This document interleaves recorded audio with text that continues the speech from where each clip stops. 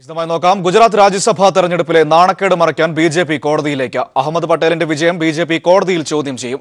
44 വോട്ടുകൾ നേടിയാണ് അഹമ്മദ് പട്ടേൽ രാജ്യസഭയിലേക്ക് തെരഞ്ഞെടുക്കപ്പെട്ടത്. സത്യം ജയിച്ചെന്ന് പട്ടേൽ പ്രതികരിച്ചു. അമിത്ഷായും സ്മൃതി ഇറാനിയും രാജ്യസഭയിലേക്ക് തെരഞ്ഞെടുക്കപ്പെട്ടു. രാജ്യമുറ്റുനോക്കിയ ഗുജറാത്ത് രാജ്യസഭാ തെരഞ്ഞെടുപ്പിലേറ്റ കനത്ത പതനം മറച്ചുവെക്കാനാണ് ബിജെപി സംസ്ഥാന ഘടകം കോടതിയെ സമീപിക്കാനൊരുങ്ങുന്നത്. 2 വിമത കോൺഗ്രസ് എംഎൽഎമാരുടെ വോട്ടുകൾ അസാധുവാക്കിയ തെരഞ്ഞെടുപ്പ് കമ്മീഷന്റെ നടപടിക്കെതിരെ ബിജെപി കോടതിയെ സമീപിക്കും. ബിജെപിക്ക് അനുകൂലമായി വോട്ട് ചെയ്ത കോൺഗ്രസ് എംഎൽഎമാർ ബാലറ്റ് പേപ്പർ ഉയർത്തിക്കാണിച്ചതിനെ തുടർന്ന് ഇവരുടെ വോട്ടുകൾ അസാധുവാക്കുകയും കോൺഗ്രസ് സ്ഥാനാർത്ഥി അഹമ്മദ് പട്ടേൽ തെരഞ്ഞെടുക്കപ്പെടുകയും ചെയ്തു. കോൺഗ്രസ് വിമത എംഎൽഎമാരുടെ വോട്ടുകൾ അസാധുവാക്കിയ തെരഞ്ഞെടുപ്പ് കമ്മീഷന്റെ നടപടി ബിജെപി അംഗീകരിക്കുന്നില്ല. ഈ വോട്ടുകൾ അസാധുവാക്കപ്പെട്ടില്ലായിരുന്നെങ്കിൽ ബിജെപി സ്ഥാനാർത്ഥി വിജയിക്കുമായിരുന്നുവെന്ന് മുഖ്യമന്ത്രി പറഞ്ഞു. 3 രാജ്യസഭാ സീറ്റുകളിലേക്ക് ഇന്നലെ നടന്ന തെരഞ്ഞെടുപ്പിനുണ്ടായത് ഏറെ അനിശ്ചിതത്വങ്ങൾക്കൊടുവിലാണ്. ഒരു വിമത ബിജെപി എംഎൽഎയുടെ വോട്ടടക്കം നേടിയാണ് മുതിർന്ന കോൺഗ്രസ് നേതാവ് അഹമ്മദ് പട്ടേൽ വിജയിച്ചു കയറിയത്. മറ്റ് 2 സീറ്റുകളിൽ ബിജെപി ദേശീയ അധ്യക്ഷൻ അമിത്ഷായും കേന്ദ്രമന്ത്രി സ്മൃതി ഇറാനിയും വിജയിച്ചു. 2 വിമത കോൺഗ്രസ് എംഎൽഎമാരുടെ വോട്ട് തെരഞ്ഞെടുപ്പ് കമ്മീഷൻ അസാധുവാക്കിയതോടെയാണ് പട്ടേലിന്റെ വിജയമുറച്ചത്. ബിജെപി സ്ഥാനാർത്ഥികൾക്ക് വോട്ട് ചെയ്ത 2 എംഎൽഎമാർ ബാലറ്റ് പേപ്പർ അമിത്ഷായെയും സ്മൃതി ഇറാനിയെയും കാണിച്ചതാണ് അസാധുവാക്കാൻ കാരണം. പാർട്ടി ഏജന്റിനെ അല്ലാതെ മറ്റാരെയും വോട്ട് ചെയ്ത ശേഷം ബാലറ്റ് പേപ്പർ കാണിക്കാൻ പാടില്ല എന്നതാണ് ചട്ടം. വിമതരുടെ വോട്ടുകൾ റദ്ദാക്കണമെന്നാവശ്യപ്പെട്ട് കോൺഗ്രസാണ് ആദ്യം തെരഞ്ഞെടുപ്പ് കമ്മീഷനെ സമീപിച്ചത്. ഈ എംഎൽഎമാർ തങ്ങളുടെ വോട്ട് പ്രദർശിപ്പിച്ചതിന്റെ വീഡിയോ ദൃശ്യങ്ങൾ അടക്കമാണ് കോൺഗ്രസ് പരാതി നൽകിയത്. വീഡിയോ പരിശോധിച്ച് തീരുമാനിക്കണമെന്നായിരുന്നു കോൺഗ്രസിന്റെ ആവശ്യം. തുടർന്നാണ് ഇവരുടെ വോട്ടുകൾ അസാധുവാക്കിക്കൊണ്ട് തെരഞ്ഞെടുപ്പ് കമ്മീഷന്റെ പ്രഖ്യാപനമുണ്ടായത്. രാജ്യം ഉറക്കമൊഴിച്ചു കാത്തിരുന്ന രാജ്യസഭാ തെരഞ്ഞെടുപ്പ് ഫലം കനത്ത പ്രഹരമാണ് മോദി അമിത്ഷാ സഖ്യത്തിന് സമ്മാനിച്ചിരിക്കുന്നത്. സോണിയാഗാന്ധിയുടെ രാഷ്ട്രീയകാര്യ സെക്രട്ടറി കൂടിയായ അഹമ്മദ് പട്ടേലിന്റെ വിജയം ദേശീയതലത്തിൽ കോൺഗ്രസിന് വൻതോതിൽ ശക്തി പകരും. Political desk. ഗുജറാത്ത് രാജ്യസഭാ തെരഞ്ഞെടുപ്പിൽ അഹമ്മദ് പട്ടേലിന് വോട്ട് ചെയ്ത ബിജെപി എംഎൽഎയെ ക്ഷണിച്ച് കോൺഗ്രസ്. ബിജെപി വിമതൻ നളിൻ കോട്ടാദിയെ എഐസിസി ജനറൽ സെക്രട്ടറി ദീപക് ബാബറിയാണ് സ്വാഗതം ചെയ്തത്. ഗുജറാത്ത് രാജ്യസഭാ തെരഞ്ഞെടുപ്പിൽ കോൺഗ്രസിന് വോട്ട് ചെയ്ത നളിൻ കോട്ടാദിയെ കോൺഗ്രസിലേക്ക് ക്ഷണിച്ചത് ബിജെപിക്ക് വീണ്ടും തിരിച്ചടിയായിരിക്കുകയാണ്. എഐസിസി ജനറൽ സെക്രട്ടറി ദീപക് ബാബറിയെയാണ് കോട്ടാദിയെ കോൺഗ്രസിലേക്ക് സ്വാഗതം ചെയ്തത്. പാർട്ടിക്കുള്ളിൽ ഇക്കാര്യം ചർച്ച ചെയ്തതായും ബാബറിയ വ്യക്തമാക്കി. അവകാശങ്ങൾക്കായി പൊരുതിയ പട്ടേൽ വിഭാഗക്കാരുടെ പ്രക്ഷോഭത്തിനിടെ അധികാരിവർഗം കൊലപ്പെടുത്തിയ 14 യുവാക്കളുടെ വേദനയിൽ പങ്കുചേർന്നാണ് സ്വന്തം പാർട്ടിക്കെതിരെ വോട്ട് രേഖപ്പെടുത്തിയതെന്ന് കോട്ടാദിയ വ്യക്തമാക്കിയിരുന്നു. കോൺഗ്രസിന്റെ എംഎൽഎമാരെ പണവും സ്വാധീനവും ഉപയോഗിച്ച് വശത്താക്കാൻ ബിജെപി അധ്യക്ഷൻ അമിത്ഷാ തന്ത്രങ്ങൾ മെനഞ്ഞപ്പോഴായിരുന്നു സ്വന്തം മനസാക്ഷിക്കനുസരിച്ച് ബിജെപിക്കെതിരായ നിലപാട് കോട്ടാദിയ സ്വീകരിച്ചത്. ബിജെപിയുടെ കുതന്ത്രങ്ങൾക്കും കുതിരക്കച്ചവടത്തിനും കോട്ടാദിയയിലൂടെ ലഭിച്ച അപ്രതീക്ഷിത അടിയെ ബിജെപി എങ്ങനെ നേരിടുമെന്നാണ് രാഷ്ട്രീയ നിരീക്ഷകർ ഉറ്റുനോക്കുന്നത്. News desk.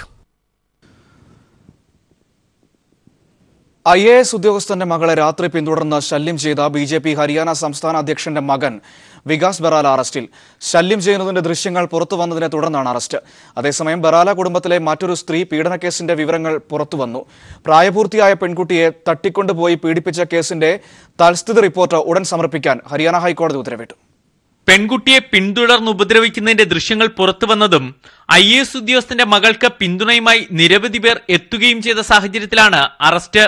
ഹരിയാന സംസ്ഥാന അധ്യക്ഷൻ സുഭാഷ് ബറാലയുടെ രാഷ്ട്രീയ സ്വാധീനം കാരണം നേരത്തെ ഈ കേസിൽ വികാസ് ബറാലയെ പോലീസ് പിടികൂടിയ ശേഷം വിട്ടയച്ചിരുന്നു. അതേസമയം ബറാല കുടുംബത്തിൽ നിന്നുള്ള മറ്റൊരു സ്ത്രീപീഡന കേസിന്റെ വിവരങ്ങൾ കൂടി പുറത്തു വരുന്നുണ്ട്. സുഭാഷ് ബറാലയുടെ അടുത്ത ബന്ധു കുൽദീപ് ബറാലയും കൂട്ടുകാരും പ്രായപൂർത്തിയാകാത്ത പെൺകുട്ടിയെ തട്ടിക്കൊണ്ടുപോയെന്നാണ് കേസ്. തട്ടിക്കൊണ്ടുപോയി ബലാത്സംഗം ചെയ്തുവെന്ന പെൺകുട്ടി പരാതി നൽകിയെങ്കിലും പോലീസ് കേസെടുക്കാൻ തയ്യാറായില്ല. രാഷ്ട്രീയ സമ്മർദ്ദങ്ങളെ തുടർന്ന് മജിസ്ട്രേറ്റിന് മുന്നിൽ മൊഴിയെടുക്കാൻ പോലും പെൺകുട്ടിയെ കൊണ്ടുപോയില്ല. പ്രതികൾ സ്വതന്ത്രരാവുകയും ചെയ്തു. ഇതിനെതിരെ പെൺകുട്ടിയും അമ്മയും ഹരിയാന ഹൈക്കോടതിയെ സമീപിച്ചു. കേസിന്റെ തൽസ്ഥിതി റിപ്പോർട്ട് ഉടൻ നൽകാൻ ഹൈക്കോടതി ഉത്തരവിട്ടിരിക്കുകയാണ്. News bureau, Delhi. രാജ്യത്തിന് മാതൃകയായ പ്രതീക്ഷയുടെ വെളിച്ചമാണ് കേരളമെന്ന് മുഖ്യമന്ത്രി. ദേശാഭിമാനി ദിനപത്രത്തിലാണ് മുഖ്യമന്ത്രി നിലപാട് വ്യക്തമാക്കിയിരിക്കുന്നത്. ഒറ്റപ്പെട്ട സംഭവങ്ങളുടെ പേരിൽ കേരളത്തെ കരിവാരിത്തേക്കാൻ ശ്രമം നടക്കുന്നുവെന്നും കേരള മാതൃക സംരക്ഷിക്കാൻ ഒരുമിച്ച് മുന്നിട്ടിറങ്ങാമെന്നും മുഖ്യമന്ത്രി. ശ്രീനാരായണ ഗുരുവും അയ്യങ്കാളിയും ചട്ടമ്പിസ്വാമിയും ഉൾപ്പെടെയുള്ളവർ നേതൃത്വം നൽകിയ നവോത്ഥാന മുന്നേറ്റത്തിനൊപ്പം ഇടതുപക്ഷ പ്രസ്ഥാനങ്ങളുടെ കടന്നുവരൽ രാജ്യത്ത് പകരം വയ്ക്കാനാകാത്ത സംസ്ഥാനമായി കേരളത്തെ മാറ്റി. ക്രമസമാധാന പാലനത്തിൽ, സാക്ഷരതയിൽ, സ്ത്രീ സൗഹൃദത്തിൽ, ട്രാൻസ്ജെൻഡർ നിലപാടിൽ കേരളം ഉയർത്തിയ മാതൃക ഇന്ത്യക്ക് പഠനവിധേയമാക്കാവുന്നതാണെന്ന് രാജ്യത്തെ തന്നെ വിവിധ മേഖലകളിലെ പ്രമുഖർ സാക്ഷ്യപ്പെടുത്തുന്നുവെന്ന് കേരളത്തിന്റെ മുഖ്യമന്ത്രി ദേശാഭിമാനിയിൽ കുറിച്ചു. ജനസാന്ദ്രത ഏറ്റവും ഉയർന്നതായിട്ടും പരസ്യ മലമൂത്ര വിസർജന മുക്ത സംസ്ഥാനമായി നമ്മുടെ നാട് മാറി. സാക്ഷരതയുടെ കാര്യത്തിൽ ഇന്നും കേരളത്തിനൊപ്പമെത്താൻ ഇന്ത്യയിലെ മറ്റു സംസ്ഥാനങ്ങൾക്കായിട്ടില്ല. ഈ നാട്ടിൽ ഹിന്ദുവും ക്രിസ്ത്യാനിയും മുസൽമാനും ബുദ്ധനും ജൈനനും പാഴ്സിയും സാഹോദര്യത്തിന്റെ നേരനുഭവമാണ്. ഈ പശ്ചാത്തലത്തിൽ ജസ്റ്റിസ് മർക്കണ്ഡേയ ഖഡ്ജുവിന്റെ ബ്ലോഗിലെ വരികൾ മുഖ്യമന്ത്രി പരാമർശിക്കുന്നു. ഇന്ത്യയുടെ നേർപതിപ്പാണ് കേരളം. കേരളീയരാണ് യഥാർത്ഥ ഇന്ത്യക്കാർ. രാജ്യത്തെ മുന്നേറ്റങ്ങളിലും സാമൂഹ്യ പശ്ചാത്തലത്തിലും കേരളത്തിനു പകരം കേരളം മാത്രമാണ്. ആ മാതൃക ഇനിയും ഉയർത്താൻ കേരള മോഡൽ സംരക്ഷിക്കാൻ മുഖ്യമന്ത്രി മലയാളികളോട് ആഹ്വാനം ചെയ്യുന്നു. News desk, people TV. കേന്ദ്ര സർക്കാരിന്റെ കർഷകദ്രോഹ നയങ്ങളിൽ പ്രതിഷേധിച്ച് ദില്ലിയിൽ വൻ കർഷക റാലി. വിവിധ സംസ്ഥാനങ്ങളിൽ നിന്നായി 10,000-കണക്കിന് ആളുകൾ റാലിയിൽ പങ്കെടുത്തു. വിവരങ്ങളുമായി സന്തോഷ് സർലിംഗ് ചേരുന്നുണ്ട്. സന്തോഷ്, ഈ കർഷകദ്രോഹ നയങ്ങൾക്കെതിരെ വലിയ പ്രതിഷേധമാണോ റാലിയിൽ അലയടിച്ചത്? മനു, കർഷക തൊഴിലാളി യൂണിയന്റെ നേതൃത്വത്തിൽ കഴിഞ്ഞ കുറെ മാസങ്ങളായി നടക്കുന്ന പ്രതിഷേധങ്ങളുടെ ഭാഗമായാണ് ഇന്ന് പാർലമെന്റിലേക്ക് മാർച്ച് നടത്തിയത്. കേന്ദ്ര സർക്കാരിന്റെ തൊഴിലാളി വിരുദ്ധ നയങ്ങൾ, പ്രത്യേകിച്ച് മോദി സർക്കാർ അധികാരത്തിലെത്തിയതിനു ശേഷമുള്ള കോർപ്പറേറ്റ് നയവൽക്കരണം ഏറ്റവും രൂക്ഷമായി ബാധിച്ചത് കർഷകരെയാണ്. തൊഴിലില്ലാത്ത വലിയൊരു നിരയെ തന്നെ ആ മേഖലയിൽ സൃഷ്ടിച്ചെടുത്തു കേന്ദ്ര സർക്കാർ. അതിനുള്ള പ്രതിഷേധമാണ് ഇന്ന് ഡൽഹിയിൽ കണ്ടത്. പാർലമെന്റിലേക്ക് നടന്ന മാർച്ച് അഖിലേന്ത്യാ കർഷക തൊഴിലാളി യൂണിയന്റെ അഖിലേന്ത്യാ അധ്യക്ഷൻ വിജയരാഘവൻ അടക്കമുള്ളവർ നയിച്ചു. CPIM പോളിറ്റ് ബ്യൂറോ അംഗം ഹനൻ മുള്ള മാർച്ച് ഉദ്ഘാടനം ചെയ്തു. തൊഴിലുറപ്പ് പദ്ധതി അട്ടിമറിക്കാനുള്ള കേന്ദ്ര സർക്കാർ നീക്കം ഉപേക്ഷിക്കുക, ഭക്ഷ്യസുരക്ഷാ പദ്ധതി കൃത്യമായി നടപ്പിലാക്കുക തുടങ്ങിയ ആവശ്യങ്ങളും ഈ മാർച്ചിൽ അണിനിരുന്നു. മറ്റൊന്ന്, ദളിതർക്കും ന്യൂനപക്ഷങ്ങൾക്കും സ്ത്രീകൾക്കും ഉയർന്നു വന്ന അതിക്രമങ്ങളാണ്. നമുക്കറിയാം, പശു സംരക്ഷണം അടക്കമുള്ളവയുടെ പേരിൽ പലപ്പോഴും ഈ ക്ഷീര കർഷകർ വലിയ അക്രമത്തിന് തന്നെ ഇരയായിട്ടുണ്ട്.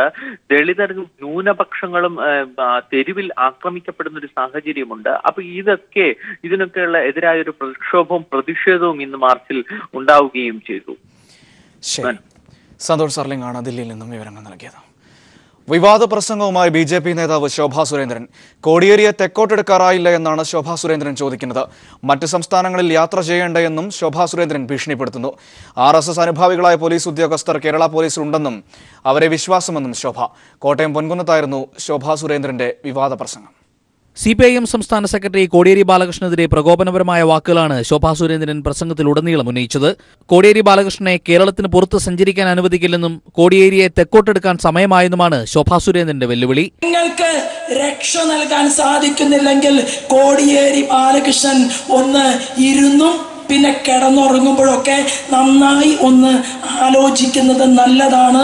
കേരളത്തിൽ മാത്രം നമുക്ക് യാത്ര ചെയ്താൽ പോരല്ലോ സാറേ, രാജ്യം മുഴുവൻ യാത്ര ചെയ്യണ്ടേ?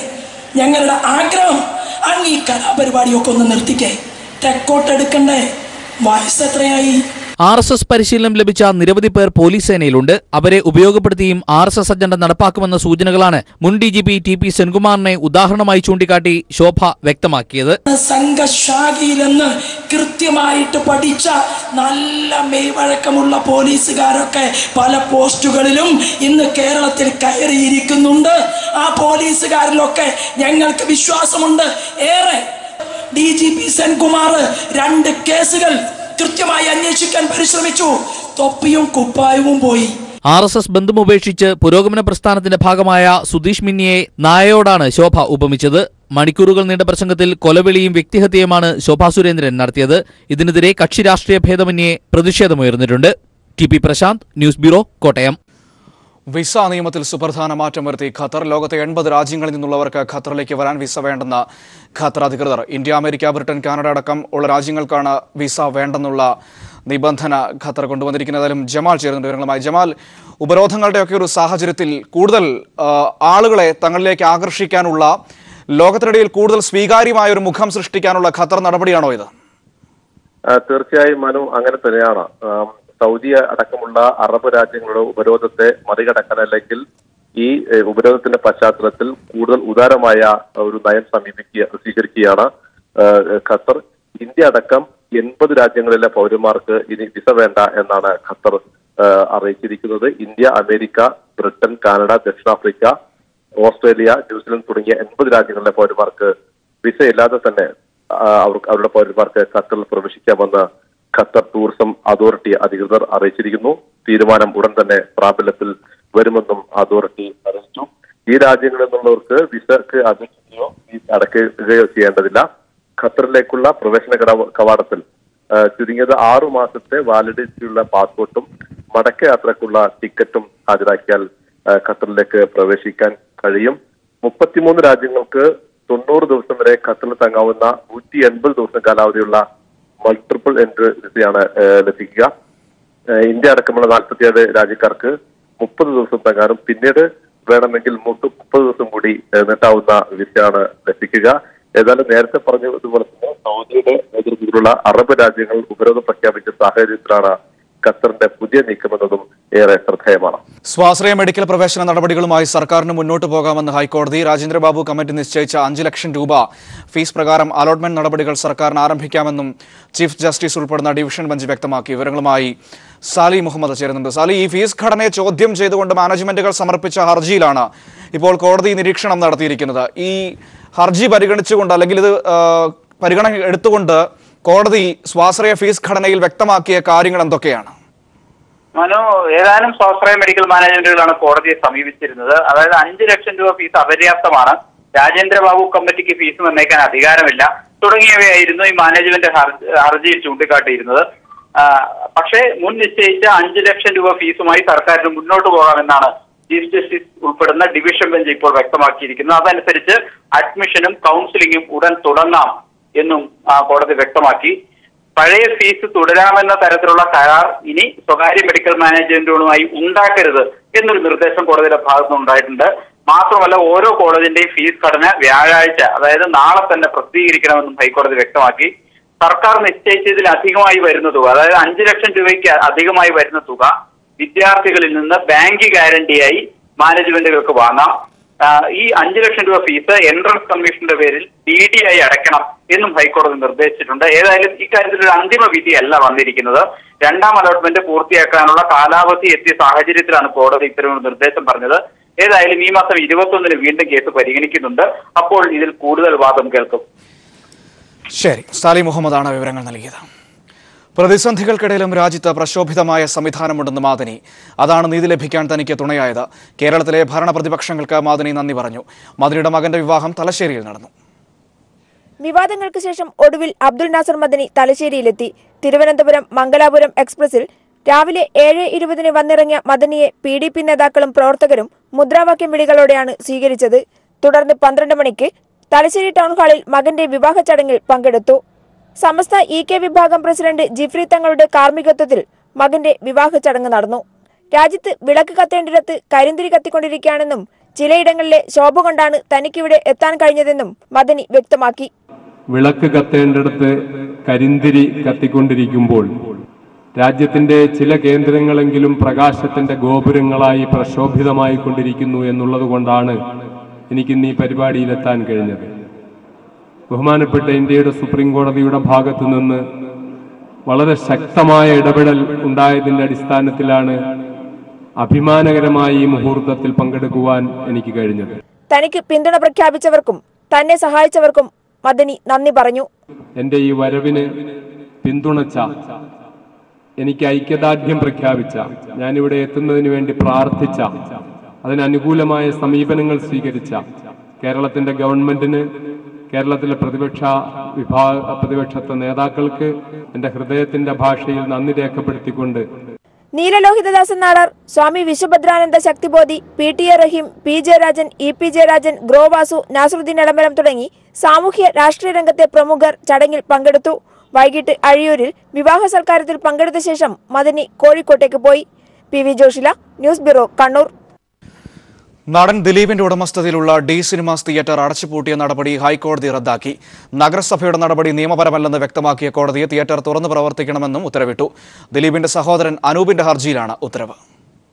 മതിയായ കാരണങ്ങളില്ലാതെയാണ് തിയേറ്റർ അടച്ചുപൂട്ടാൻ ചാലക്കുടി നഗരസഭ തീരുമാനിച്ചതെന്ന് കോടതി നിരീക്ഷിച്ചു. ലൈസൻസ് വ്യവസ്ഥയുടെ ചട്ടലംഘനമോ മറ്റേതെങ്കിലും തരത്തിലുള്ള നിയമലംഘനമോ ഉണ്ടായിട്ടില്ല. ജനറേറ്ററിന്റെ പേരിൽ തിയേറ്ററിന്റെ പ്രവർത്തനം തടഞ്ഞ നടപടി ശരിയല്ല. സിനിമാ റെഗുലേഷൻ ആക്ട് അനുസരിച്ച് ജനറേറ്റർ ലൈസൻസ് പുതുക്കാൻ വ്യവസ്ഥയില്ലെന്നും കോടതി ഉത്തരവിൽ പറയുന്നു. ഡി സിനിമാസിൽ എസിക്ക് വേണ്ടി ഉയർന്ന കുതിരശക്തിയുള്ള മോട്ടോർ പ്രവർത്തിപ്പിച്ചുവെന്ന് കാണിച്ചാണ് ചാലക്കുടി നഗരസഭാ കൗൺസിൽ പ്രമേയം പാസാക്കി തിയേറ്റർ പൂട്ടിച്ചത്. എന്നാൽ കൗൺസിലിന് ഇക്കാര്യത്തിൽ നടപടിയെടുക്കാൻ അധികാരമില്ല.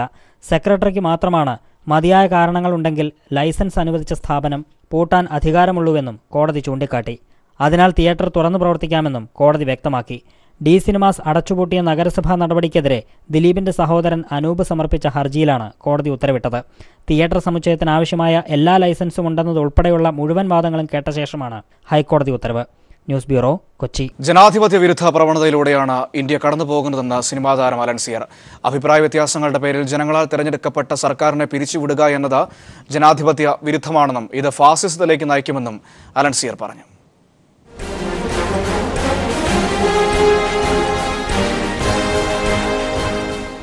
തീർത്തും ജനാധിപത്യ വിരുദ്ധമായ ഒരു പ്രവണതയിലേക്കാണ് വീണ്ടും ഞാൻ ജനിച്ച ജനാധിപത്യ രാഷ്ട്രമായ ഇന്ത്യ കടന്നു പോകുന്നുള്ളത്. ദുഃഖകരമാണ്, ലജ്ജാകരമാണ്. ജനാധിപത്യത്തിൽ രാഷ്ട്രീയ കക്ഷികൾക്ക് അഭിപ്രായ വ്യത്യാസങ്ങളുണ്ടാവാം. ആ അഭിപ്രായ വ്യത്യാസങ്ങളുടെ പേരിൽ മനുഷ്യരെ കൊല്ലുകയും പരസ്പരം വെട്ടിക്കീറുകയും ചെയ്യുക എന്നത് പറയുന്നത് തീർത്തും സംസ്കാരമുള്ളൊരു ജനതയ്ക്ക് ചേർന്നതല്ല, ജനാധിപത്യത്തിന് ചേർന്നതല്ല. അത് ഏത് രാഷ്ട്രീയ കക്ഷി ചെയ്താലും. അതുപോലെ തന്നെയാണ് അഭിപ്രായ വ്യത്യാസത്തിൻ്റെ പേരിൽ, രാഷ്ട്രീയ ഭിന്നതയുടെ പേരിൽ ജനങ്ങളാൽ തിരഞ്ഞെടുക്കപ്പെട്ട ഒരു സർക്കാരിനെ പിരിച്ചുവിടുക എന്ന് പറയുന്നത്. ഏറ്റവും ലളിതമായി പറഞ്ഞാൽ ജനാധിപത്യ വിരുദ്ധമായ തീരുമാനത്തിലേക്കാണ്, ഫാസിസത്തിലേക്കാണ് അത് നമ്മളെ നയിക്കുക. കേരളത്തിന്റെ വ്യത്യസ്തതയാണ് കേരളത്തിനെതിരെ ഇത്തരം നിലപാടുകൾ സ്വീകരിക്കാനുള്ള കാരണമെന്ന് ടി വി ചന്ദ്രൻ. മറ്റ് സംസ്ഥാനങ്ങളിൽ നിന്ന് കേരളം വിട്ടുനിൽക്കുന്നു എന്ന് കാണിക്കാനുള്ള സാഹചര്യമാണിതെന്നും പിരിച്ചുവിടേണ്ടത് കേന്ദ്രം ഭരിക്കുന്ന BJP സർക്കാരിനെയാണെന്നും അദ്ദേഹം പറഞ്ഞു.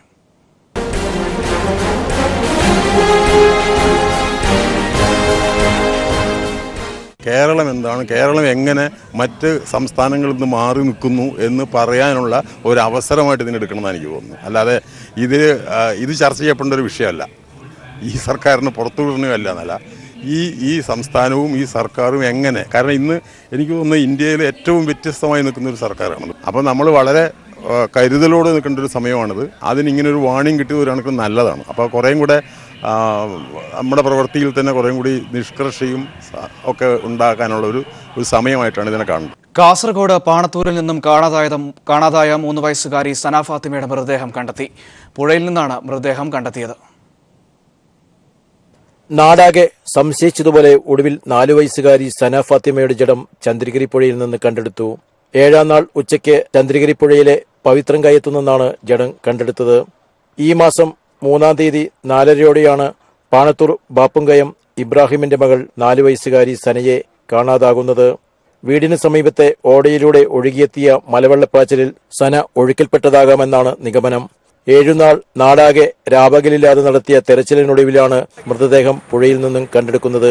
തീരദേശ സേനാംഗങ്ങളും പ്രത്യേകം പരിശീലനം നേടിയ ആളുകളും ചേർന്ന് നടത്തിയ തിരച്ചിലിനൊടുവിലാണ് മൃതദേഹം കണ്ടെത്തുന്നത്.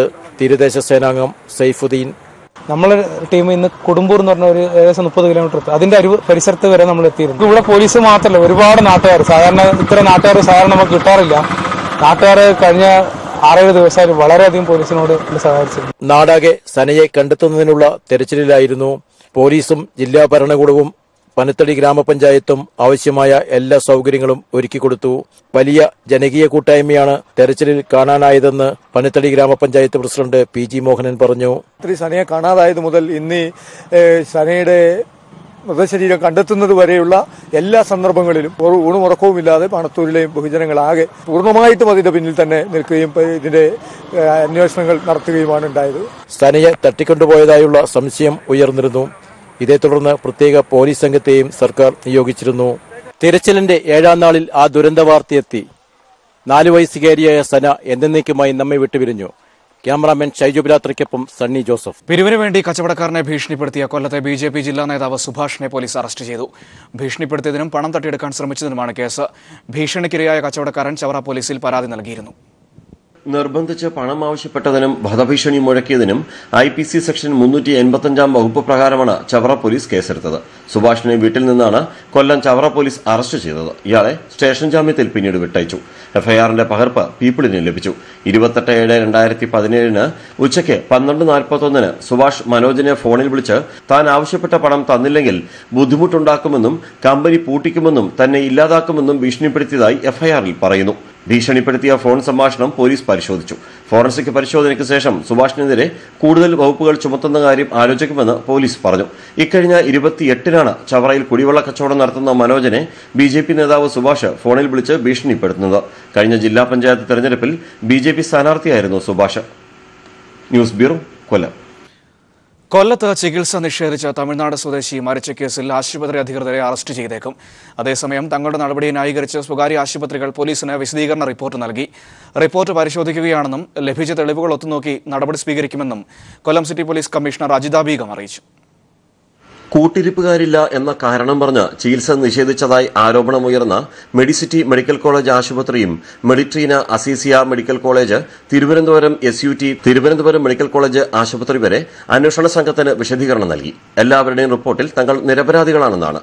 അതേസമയം പോലീസ് ശേഖരിച്ച CCTV ദൃശ്യങ്ങളും മറ്റ് തെളിവുകളും വീണ്ടും പരിശോധനയ്ക്ക് വിധേയമാക്കുന്നു. ആശുപത്രി റിപ്പോർട്ടുകളിലെ വൈരുദ്ധ്യമാണ് പോലീസ് പരിശോധിക്കുന്നത്. പല കാരണങ്ങളാണ് മുരുകന് ചികിത്സ നിഷേധിക്കാൻ 5 ആശുപത്രികളും നിരത്തുന്ന ന്യായീകരണം. IPC 304 വകുപ്പ് ചുമത്തിയാണ് കേസ് എന്നതിനാൽ തന്നെ അറസ്റ്റിലേക്കാണ് പോലീസ് നീക്കം. ഇന്നോ നാളെയോ നടപടി ഉണ്ടായേക്കാമെന്ന് Kollam city police commissioner Ajitha Beegum People TVയോട് പറഞ്ഞു. ന്യൂസ് ബ്യൂറോ, കൊല്ലം.